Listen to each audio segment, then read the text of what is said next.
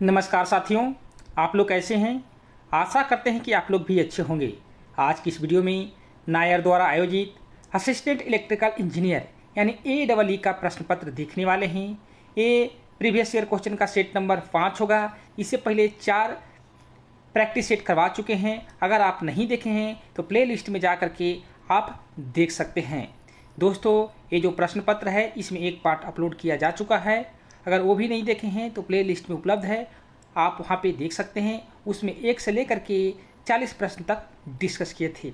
आज उसके आगे प्रश्न यानी 41 से लेकर के 85 तक डिस्कस करेंगे और उसके बाद में जो इस्टेब्लिशमेंट के प्रश्न होंगे 30 क्वेश्चन वो नेक्स्ट पार्ट में प्रोवाइड करवा देंगे। तो दोस्तों, वीडियो को शुरू से लेकर एंड तक ज़रूर देखें।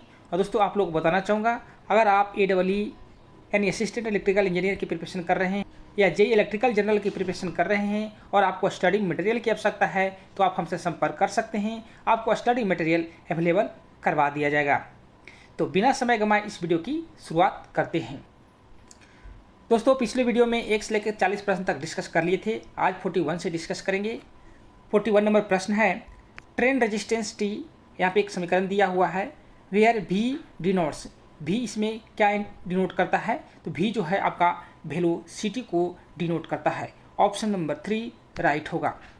नेक्स्ट प्रश्न है, loco link diagram is prepared for achieving. Loco link diagram किसको अचीव करने के लिए बनाया जाता है, तो ये जो आपका बनाया जाता है मैक्सिमम यूटिलाइज ऑफ लोकोमोटिव्स, यानी लोकोमोटिव का अधिकतम उपयोग देखते हुए इसके लिए डायग्राम प्रिपेयर्ड किया जाता है। ऑप्शन नंबर 3 राइट होगा। 43 नंबर प्रश्न है, इन WAG9 WAP5 loco solenoid valve -30 is provided for. यानी WAG9 WAP5 लोको में सोलेनॉइड वाल्व 30 के लिए लगाया जाता है। तो ये किसके लिए लगाया जाता है, तो ये जो आपका लगाया जाता है पार्किंग ब्रेक के लिए लगाया जाता है। ऑप्शन नंबर 1 राइट होगा।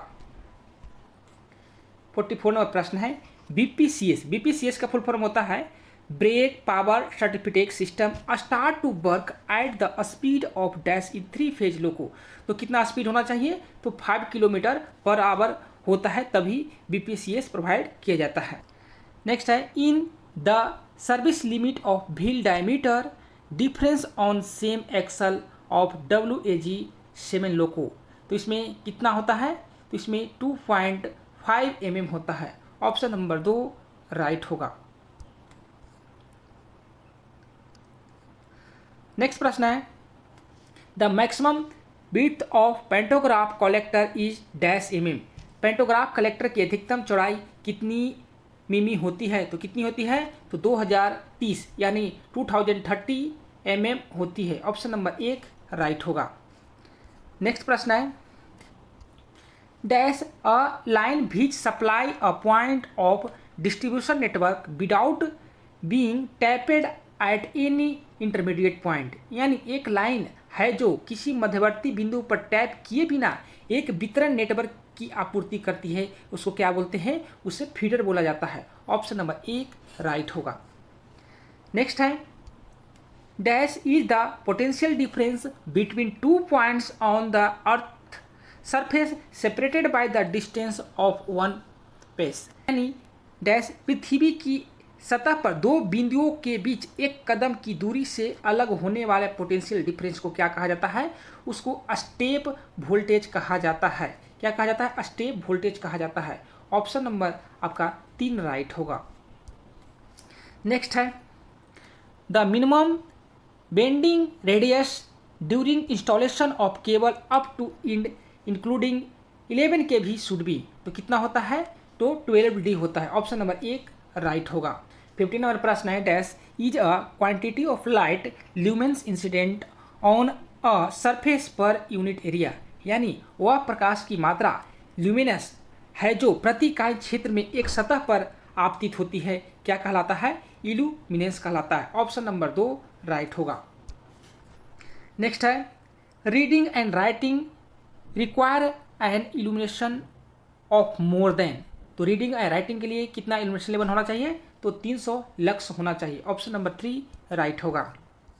नेक्स्ट है 52 number, dash of a refrigerating cycle is an expansion of the cycle efficiency and the stated as the ratio of heat absorbed in the refrigerated space to the equivalent heat energy supplied to the compressor। यानी एक refrigerating चक्र का dash चक्र दक्षता की एक अभिव्यक्ति है जिसे रेफ्रिजरेटेड स्थान में अवशोषित गर्मी और कंप्रेसर को आपूर्ति की गई समतुल्य ऊष्मा के अनुपात के रूप में कहा जाता है। ये क्या कहलाता है?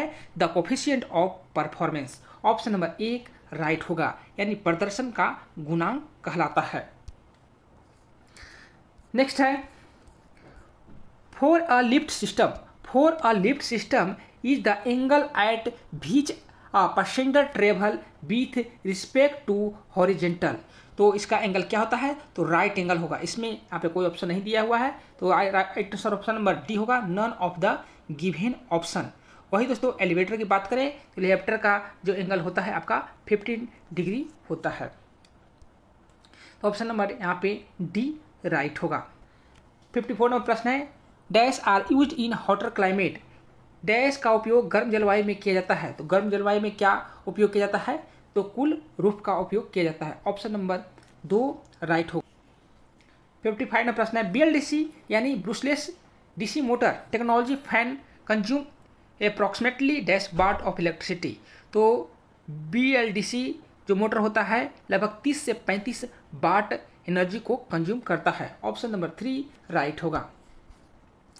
नेक्स्ट है a dash is one that rely on renewable source to produce as much energy its use usually measured over the course of a year। यानी एक वह है जो रिन्यूएबल स्रोत पर निर्भर करता है और उतनी ही ऊर्जा उत्पादन करता है जितना उपयोग करता है। यह आमतौर पर एक वर्ष के दौरान मापा जाता है। इसको क्या बोला जाता है? तो नेट शून्य energy building, net zero energy building कहा जाता है। ऑप्शन नंबर 2 राइट होगा। 57 प्रश्न है dash panels use solar cell that are made from multifaceted silicon crystal. ये क्या कहलाता है? तो पॉली क्रिस्टलाइन कहलाता है। ऑप्शन नंबर 1 राइट होगा। 58 नंबर प्रश्न है fire involving solid combustible material of organic nature are classified under class of fire. यानी ऑर्गेनिक प्रकृति की ठोस ज्वलनशील सामग्री आग को आग की श्रेणी के तहत वर्गीकृत किया गया है। तो किसके अंतर्गत ये वर्गीकृत किया गया है? तो श्रेणी ए के अंतर्गत वर्गीकृत किया गया है। ऑप्शन नंबर 1 राइट होगा। नेक्स्ट है in the system where separated conductor each for neutral and protective function are provided throughout the system is called. यानी एक सिस्टम में जहाँ न्यूट्रल और सुरक्षात्मक कार्यों के लिए अलग अलग कंडक्टर लगाए जाते हैं उसे क्या कहा जाता है? तो टीएनएस अर्थिंग सिस्टम कहलाता है। ऑप्शन नंबर 2 राइट होगा, टीएनएस। नेक्स्ट है in a large interconnected power system with various voltage levels and various capacity equipment it is convenient to work with.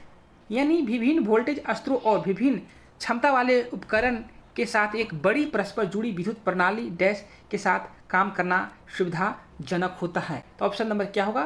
3 right होगा, per unit. Option number 3 right होगा। Next है फेरेंटी effect on overhead lines is experienced when it is. लंबी overhead line पर फेरेंटी effect का प्रभाव तब होता है जब यह होती है। कब होती है? तो लाइटली लोडेड होता है, यानी हल्की लोड होता है। ऑप्शन नंबर 1 राइट होगा। नेक्स्ट प्रश्न है corona loss is less when the shape of conductor. Corona loss कब कम होगा? जब अब कंडक्टर का शेप सर्कुलर होगा। ऑप्शन नंबर 2 राइट होगा। नेक्स्ट प्रश्न है the order of the lighting discharge current is. Lighting discharge current का ऑर्डर होता है तो कितना होता है? तो 10,000 एम्पियर होता है। ऑप्शन नंबर 1 राइट होगा। 10,000 से लेकर के 1 लाख तक होता है। तो ऑप्शन नंबर 1 राइट होगा। नेक्स्ट है the magnetising inrush current in transformer is rich in. एक ट्रांसफार्मर में मैग्नेटाइजिंग इनरश करंट में समृद्ध होता है, तो किसमें समृद्ध होता है? तो सेकेंड हार्मोनिक में समृद्ध होता है। ऑप्शन नंबर 3 राइट होगा। नेक्स्ट है the motor which can be use on both AC and DC। AC and DC में कौन सा कार्य करता है? तो आपका DC सीरीज मोटर हो गया और आपका यूनिवर्सल मोटर हो गया, ये AC और DC दोनों पे कार्य करती है। ऑप्शन नंबर 3 राइट होगा। नेक्स्ट है when two transformer of different KVA rating are connected in parallel they share the load proportion to their respective KVA rating only when their PU impedance are equal। जब अलग अलग KVA rating के दो transformer समांतर में जुड़े होते हैं तो लोड को उनके संबंधित KVA रेटिंग के अनुपात में तभी साझा करते हैं जब उनका PU इम्पीडेंस समान होता है। ऑप्शन नंबर 2 राइट होगा। नेक्स्ट है auto reclosing is used in case of. Auto reclosing का उपयोग के मामले में किया जाता है, तो किसके मामले में किया जाता है? तो ये CB के मामले में किया जाता है। ऑप्शन नंबर 3 राइट होगा। CB यानी सर्किट ब्रेकर के मामले में किया जाता है। नेक्स्ट प्रश्न है Indian railway has set a target of net zero carbon emission by. तो कब लक्ष्य रखा गया है? 2030 तक रखा गया है। ऑप्शन नंबर 2 राइट होगा।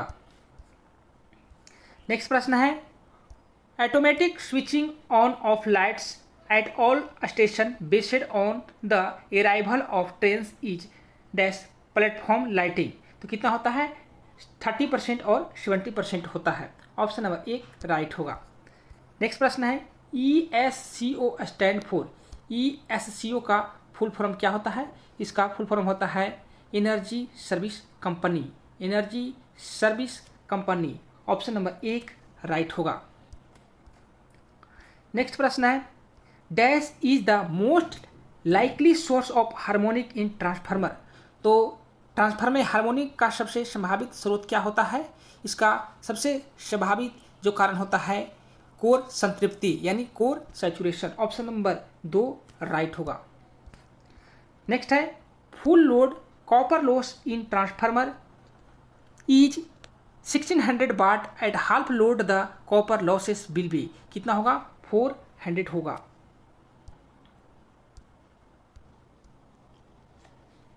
नंबर प्रश्न है Scott connection are use to convert. Scott connection किसके लिए किया जाता है? तो 3 फेज को 2 फेज बनाने के लिए किया जाता है। ऑप्शन नंबर 3 राइट होगा। 3 phase supply to 2 phase supply. Option number 3 right होगा। नेक्स्ट प्रश्न है due to harmonic dash will draw more harmonic current. Harmonic के कारण डैश अधिक हार्मोनिक धारा खींचेगा, तो कौन खींचेगा? तो कैपेसिटर खींचेगा। ऑप्शन नंबर 2 राइट होगा। 76 नंबर है the fatigue failure in materials ओकर ड्यू टू। किसी पदार्थ में फटिग विफलता के कारण होती है, तो किसके कारण होता है? तो साइक्लिक लोड के कारण होता है। ऑप्शन नंबर 3 राइट होगा। साइक्लिक भार। नेक्स्ट प्रश्न है with reference to Ohm's law example R बराबर V/I if voltage is reduce to half the R would be remain unchange. जब यहाँ पे वोल्टेज को आधा किया जाएगा तो रेजिस्टेंस चेंज नहीं होगा, क्योंकि रेजिस्टेंस जो होता है वोल्टेज पे डिपेंड नहीं करता है, यह आपके लंबाई पे पदार्थ पे डिपेंड करता है, ना कि वोल्टेज पर। ऑप्शन नंबर 1 राइट होगा। नेक्स्ट है the equipment use for measuring the velocity of bind. तो बाइंड का वेलोसिटी किससे मापते हैं? एनेमियोमीटर से मापते हैं। ऑप्शन नंबर 3 राइट होगा। 79 नंबर प्रश्न है 2 packet tender system. 2 packet tender system क्या है? इसमें जो बीडर होता है आपका टेक्निकल एंड फिनेंशियल बिड दोनों सेपरेट इन्वेलप में सबमिट करते हैं। तो यहाँ पे कोई भी ऑप्शन सही नहीं है। यहाँ पे ऑप्शन नंबर डी राइट होगा। दिए गए विकल्प में कोई भी सही नहीं है। इसमें जो है आपका टेक्निकल बिड और फिनेंशियल बिड दोनों अलग अलग सेपरेट इन्वेलप में सबमिट किया जाता है। तो ऑप्शन नंबर डी राइट होगा। 80 नंबर प्रश्न है the contract agreement is signed by. अनुबंध समझौता पर हस्ताक्षर किए जाते हैं। तो किसके द्वारा हस्ताक्षर किए जाते हैं? By railway officer and firm nominated person, railway अधिकारी एवं फर्म द्वारा नामित व्यक्ति के द्वारा कॉन्ट्रैक्ट पर साइन किए जाते हैं। ऑप्शन नंबर 2 राइट होगा। नेक्स्ट प्रश्न है, stainless steel bolt of size M20 is required to be tightened with a torque of. M20 आकार के स्टेनलेस स्टील बोल्ट को किलोग्राम टॉर्क के साथ कसने की आवश्यकता होती है। तो कितने के साथ कसने की आवश्यकता होती है? तो 50 किलोग्राम टॉर्क के साथ कसने की आवश्यकता होती है। ऑप्शन नंबर 1 राइट होगा। नेक्स्ट है, for store matter PAC stand for. PAC का फुल फॉर्म क्या होता है? तो प्रोप्राइटरी आर्टिकल सर्टिफिकेट होता है। ऑप्शन नंबर आपका 2 राइट होगा, प्रोप्राइटरी आर्टिकल सर्टिफिकेट। नेक्स्ट प्रश्न है, the latest revision of Indian railway schedule of dimension 1676 gauge BG बाज इशूड इन ईयर। तो कब ये जारी हुआ था? तो वर्ष 2022 में ये जारी हुआ था। ऑप्शन नंबर 2 राइट होगा। नेक्स्ट प्रश्न है, for a new works addition to existing work minimum distance between 2 tracks centre to centre on straight tracks is mm। यानी नए कार्यों के लिए मौजूदा कार्यों में वृद्धि के लिए सीधी पटरियों पर दोनों पटरियों के सेंटर लाइन के बीच न्यूनतम दूरी mm होना चाहिए। तो कितना होना चाहिए? तो 5300 mm होना चाहिए। ऑप्शन नंबर 1 राइट होगा, 5300 mm। नेक्स्ट है, IS 732 2019 परटेन टू। ये किसको परटेन करता है? तो code of practice for electrical wiring installation. Option number 2 right होगा। तो दोस्तों 85 नंबर प्रश्न आज का अंतिम प्रश्न था। कुल मिलाकर किसमें 45 प्रश्न देखें। 2 पार्टों में आपको 45 क्वेश्चन अवेलेबल करा दिए हैं। आगे के जो 30 प्रश्न हैं आपको पार्ट 3 में अवेलेबल करवा देंगे। तो आपको ये सीरीज कैसा लग रहा है ज़रूर कमेंट करके बताएं। और दोस्तों अगर आपको कोई क्वेश्चन में डाउट है, अगर आपको लग रहा है कि ये प्रश्न का उत्तर गलत बताया गया है, तो आप कमेंट ज़रूर करें। हो सकता है गलत बता दिया गया हो, पर मेरा कोशिश यही रहता है कोई भी क्वेश्चन गलत ना हो। पर मैं भी इंसान हूँ, कभी मिस्टेक हो जाती है, तो ज़रूर आप लोग रिमाइंड कराएं, उसे ज़रूर सॉल्यूशन बताऊंगा। वीडियो देखने के लिए धन्यवाद।